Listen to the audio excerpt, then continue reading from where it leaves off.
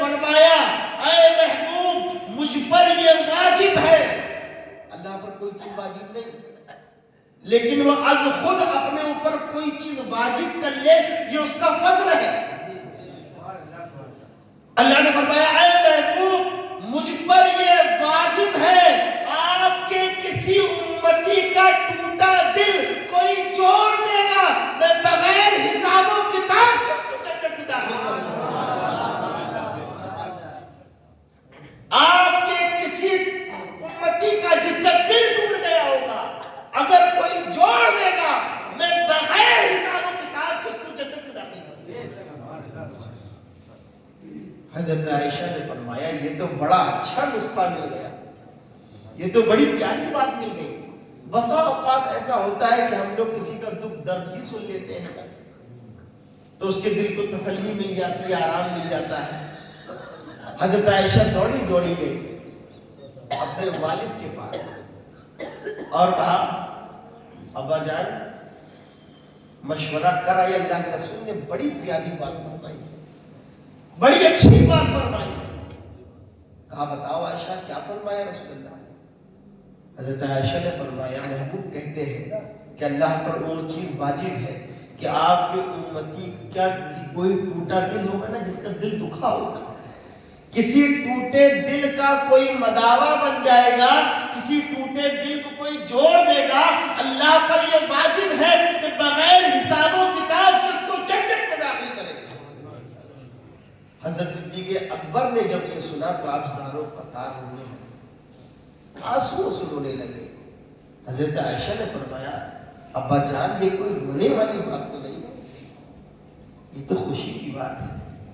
کہا عائشہ تم نے تصویر کا صرف ایک رخ دیکھا، تصویر کے دو رخ ہوتے ہیں، ایک رخ تم نے نہیں دیکھا.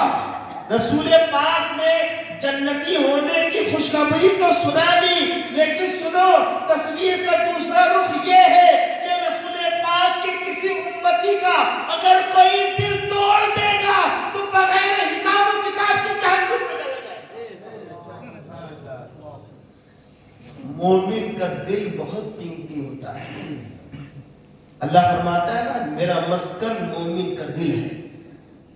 مومن کا دل بڑا قیمتی ہوتا ہے. اگر یہ کسی کا دل توڑ دے نا، کوئی شخص کسی کا دل توڑ دے تو وہ جہنم میں بھی جا سکتا ہے. اگر کوئی کسی کا دل جوڑ دے، کسی کا دل خوش کر دے تو وہ بغیر حساب و کتاب کے جنت میں بھی جا سکتا ہے. اسی لیے اسلام میں یہ فرمایا گیا ہے کہ اللہ رب العزت کی جو حقوق ہے، نماز، روزہ، حج، زکوٰۃ، توحید، یہ کون اللہ کے حقوق ہیں؟ 5 حقوق ہیں. بنی الاسلام علی 5، اسلام کی بنیاد 5 چیزوں کو کی ہے. شہادت اللہ الہ الا اللہ، اللہ کی وحدانیت کا اقرار کرنا، اقامت الصلاۃ، ایتاء الزکوٰۃ، حج کرنا، یہ 5 چیزیں ہیں نا. اگر کسی بندے سے ان 5 چیزوں میں کمی بیشی ہو جائے، نماز چھوڑ دیتا ہے، حالانکہ چھوڑنا نہیں چاہیے، نماز تو معراج کا تحفہ ہے. حضور پاک صلی اللہ علیہ وسلم نے معراج کی رات میں اپنے امتیوں کو تحفہ دیا ہے.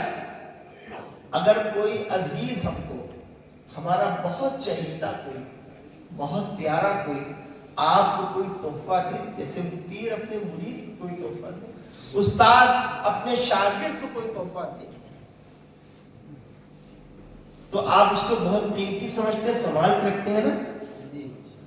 بتاؤ اس کائنات میں سب سے زیادہ عزیز اور سب سے زیادہ پیارا، سب سے زیادہ حسین، سب سے زیادہ چہیتا اگر کوئی ہے تو وہ محمد رسول اللہ. نہ ان جیسا کوئی حسین، نہ ان جیسا کوئی پیارا، نہ ان جیسا کوئی دلارا، نہ ان جیسا کوئی اور. بعد از خدا بزرگ تو یہ قصہ مختصر، اللہ کے بعد اگر کسی پر قصہ مختصر ہوتا ہے تو وہ محمد رسول اللہ کی ذات ہے. اللہ کے رسول صلی اللہ علیہ وسلم نے اپنے امتیوں کو معراج کی رات نماز کا تحفہ دیا اور یہ فرمایا کہ کہ اے امتیوں سنو، نماز میری آنکھوں کی ٹھنڈ ہے. جب تم نماز پڑھتے ہو تو میری آنکھوں میں ٹھنڈک پڑتی ہے. کون گنہگار سے گنہگار امتی یہ چاہے گا کہ اپنے نبی کی آنکھوں کی ٹھنڈک نہ بنے؟ ہر امتی یہ چاہے گا کہ نماز آنکھوں کی ٹھنڈک ہونا چاہیے. اور رسول اللہ نے صرف آنکھوں کی ٹھنڈک نہیں دی بلکہ تم کو معراج بھی کرائی. وہ کیسے؟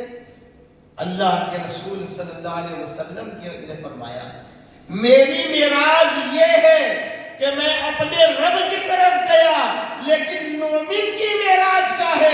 نبی فرماتے ہیں، بخاری کی حدیث ہے، اللہ کے رسول فرماتے ہیں الصلاۃ معراج المومنین، نماز مومن کا معراج ہے. میری معراج رب سے ملاقات ہے اور مومن کی معراج نماز ہے. جس نے نماز کو مضبوطی کے ساتھ تھامے رکھا وہ معراج پر ہے. الصلاۃ معراج المومنین، نماز مومن کی معراج ہے. اور معراج نہ ہوتی تو اللہ 5 وقتوں میں مؤذن سے یہ کہلواتا کہ حی علی الصلاۃ، آؤ کامیابی کی طرف، حی علی الفلاح، آؤ کامرانی کی طرف. 5 وقت مؤذن چیخ چیخ کر کہتا ہے اے، اور اپنا ہمارا رب ہم سے